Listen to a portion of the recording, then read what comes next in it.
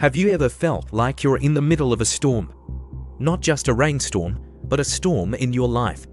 Maybe it's a storm of anxiety, a storm of financial trouble, or a storm of uncertainty about the future. It can feel like the waves are crashing over you, the wind is howling, and your little boat is about to be swamped. If you've ever felt that way, I want to share a story with you that I hope brings you some real peace.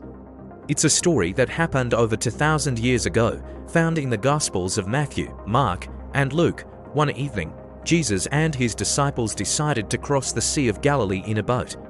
Jesus, having had a long day of teaching and healing, fell asleep on a cushion in the back of the boat. He was completely at peace, just exhausted from pouring himself out for others. As they sailed, a furious storm suddenly came up.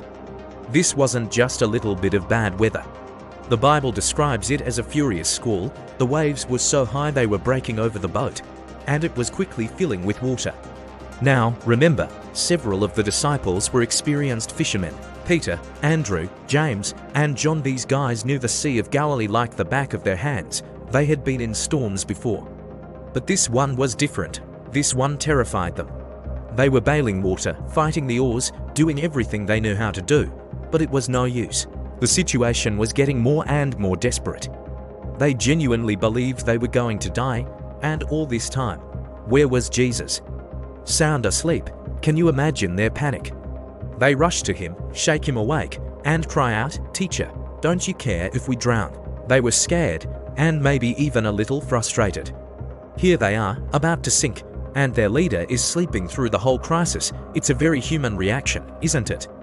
When we're in our own storms, we can sometimes feel like God is silent, distant, or maybe just doesn't care. We cry out, "God, don't you see what I'm going through? Don't you care?" So, what does Jesus do? He gets up. He doesn't panic. He doesn't even seem fazed by the chaos around him. He looks at the wind and the waves and he speaks. He says, "Quiet, be still," and instantly, everything changes. The winds died down, and the sea became completely calm. The same sea that was a raging, chaotic mess just moments before was now as smooth as glass. The silence must have been deafening after all that noise. Jesus then turns to his disciples and asks them a very important question. Why are you so afraid? Do you still have no faith? He wasn't scolding them for being scared. He was pointing out something deeper.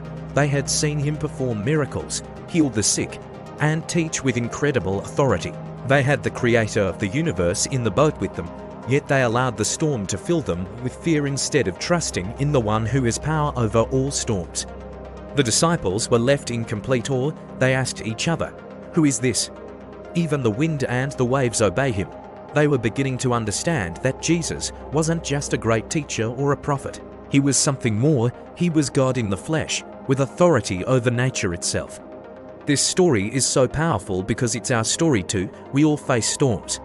Sometimes they're big, terrifying storms that threaten to sink us.